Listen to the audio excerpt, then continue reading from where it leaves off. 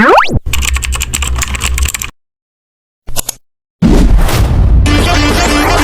semuanya, saya Najwa Anastasia Aulia. Coba dipikirin sejenak, pernahkah kalian bertanya-tanya, kenapa tiba-tiba handphone kita bisa mengenali wajah? Atau kenapa Netflix bisa tahu persis film yang mau kita tonton? Rasanya kayak ada sesuatu yang ajaib di balik layarnya. Nah, itulah yang namanya AI atau Artificial Intelligence, yang artinya kecerdasan buatan. Dulu AI cuma ada di film-film fiksi ilmiah, di mana robot canggih bisa berpikir layaknya manusia. Tapi coba deh kita lihat sekarang.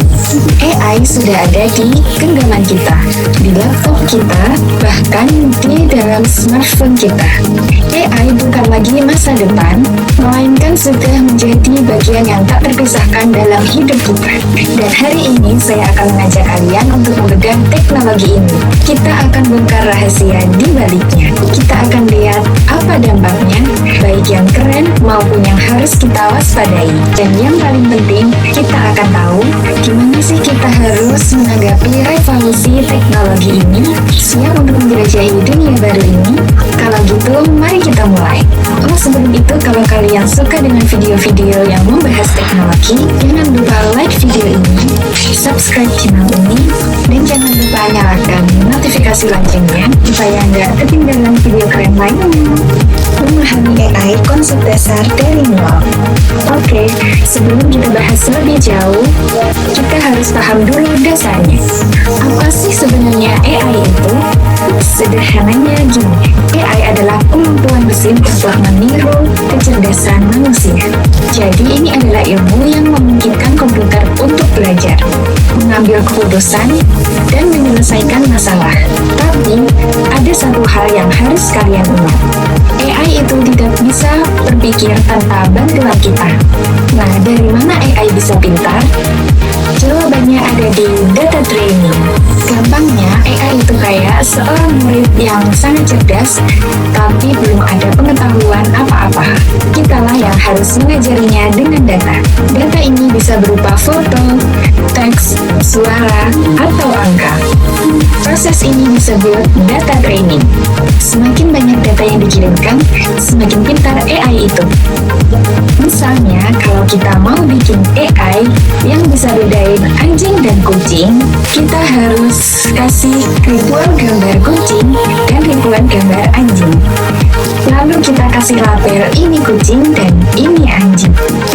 Nah, proses ini namanya supervised learning. Ada juga yang lebih canggih, namanya unsupervised learning. Ini kayak kita kasih tumpukan gambar hewan ke AI tanpa label. Terus kita minta dia untuk mengelompokkannya sendiri. Dan yang paling keren ada reinforcement learning. Ini seperti kita mengajari AI dengan sistem hadiah dan hukuman.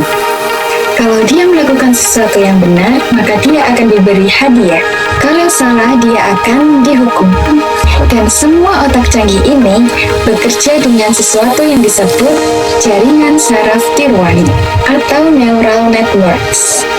Jaringan ini meniru cara kerja otak kita dengan banyak neuron buatan yang saling terhubung dan memproses informasi secara berlapis.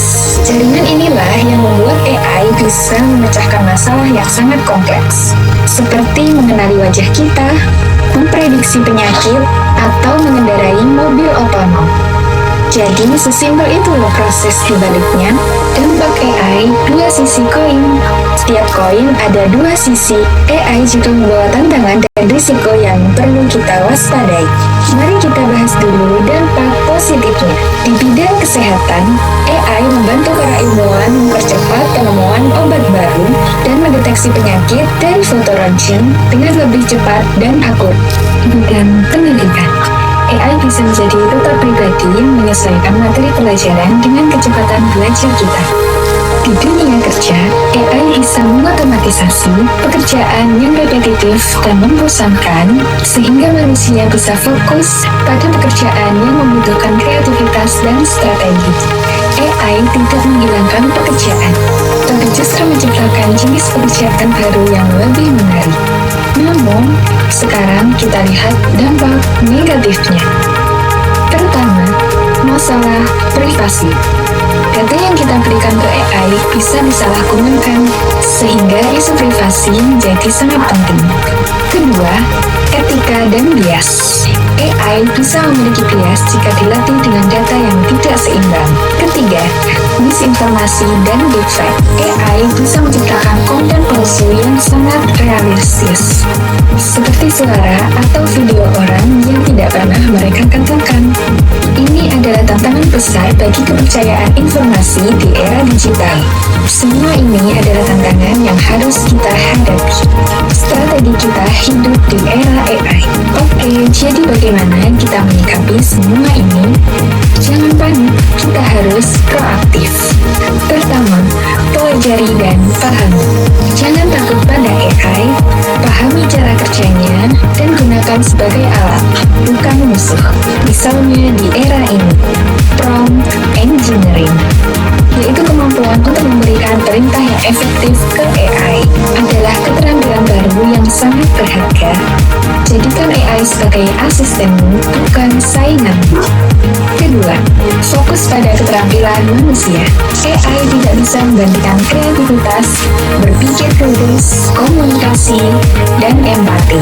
Asah keterampilan ini, karena inilah yang membuat kita unik sebagai manusia. Ketiga, beradaptasi dan belajar seumur hidup. AI akan terus berkembang. Kesiapan kita untuk terus belajar adalah kunci untuk tetap relevan. Ini adalah era di mana kita harus menjadi pembelajar seumur hidup. Selalu cek ulang hasil yang diberikan AI. AI bisa jadi asisten yang hebat, tapi keputusan akhir tetap di tangan kita. Jadi, AI bukanlah ancaman, melainkan sebuah revolusi. Revolusi ini tidak bisa kita hindari, namun bisa kita kendalikan. Dengan pemahaman yang benar, AI akan menjadi partner yang kuat untuk mencapai tujuan kita. Ini adalah era yang sangat menarik untuk hidup. Terima kasih sudah menonton dan jangan lupa untuk terus belajar. Dan terakhir, jika kalian merasa video ini bermanfaat, bagikan ke teman-teman kalian, siapa tahu mereka juga butuh panduan ini. Sampai jumpa di video berikutnya.